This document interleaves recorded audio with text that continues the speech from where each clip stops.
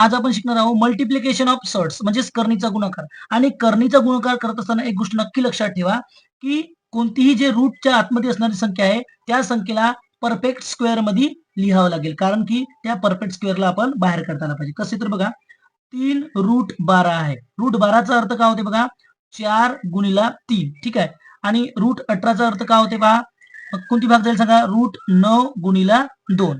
आता पहा, route separate करू. काय होईल, 3√4 गुणिला √3 आणि गुणिला √9 गुणिला √2. ठीक आहे. आता बघा, 3 गुणिला √4चा अर्थ होते 2 गुणिला √3 आणि √9चा अर्थ काय होते 3 आणि गुणिला √2. तर बघा, जे पूर्ण संख्या ते जवळ घेऊन येऊ, म्हणजे 3 गुणिला 2 गुणिला 3 आणि √3 गुणिला √2.